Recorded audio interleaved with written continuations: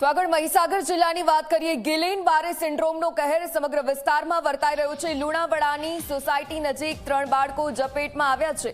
5થી વધુ બાળકોમાં રોગના લક્ષણો જોવા મળ્યા। જીબીએસના કારણે એક વિદ્યાર્થી દેવરાજ મચારનું મોત નીપજ્યું છે। ધોરણ 3માં અભ્યાસ કરતો હતો દેવરાજ મચાર। લુણાવાડા આરોગ્ય વિભાગ ઊંઘતું ઝડપાઈ આવ્યું છે।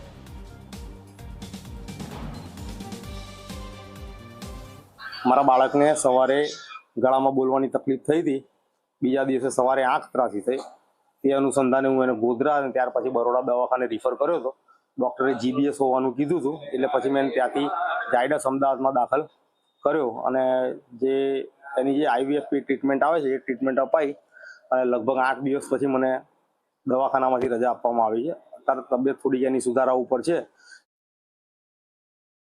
જીબીએસ એ વાયરસ નથી, પરંતુ વાયરલનું કોઈ ઇન્ફેક્શન થયું હોય, જેમ કે ઝાડા છે અથવા અન્ય બીજી કોઈ પણ વાયરસને લગતી બીમારીના કારણે ઇન્ફેક્શન લાગ્યાના જનરલી 3 દિવસથી લઈ અને 7 અઠવાડિયા સુધીમાં લાગતું એક રોગ પ્રતિકારક શક્તિ હોય। જનરલી આપણા બોડીની અંદર ચેતાતંત્ર હોય અને આપણી રોગ પ્રતિકારક શક્તિની ચેતાતંત્ર પર થતી અસરના કારણે આ જીબીએસ નામની બીમારી થતી હોય છે।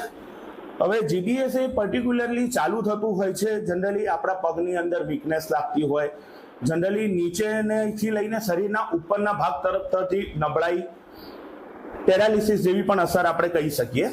એટલે જીબીએસની અંદર જનરલી આપણા પગની અંદર ઝંઝનાટી અનુભવ થવો, પગ ઉપાડવામાં તકલીફ, થાક લાગવો તથા ધીમે ધીમે ઉપરની તરફ જતા આપણા હાથની અંદર નબળાઈ આવવી અને જો એનું આપણે સચોટ નિદાન ના કરીએ તો ગંભીર પરિણામ પણ આવી શકે છે।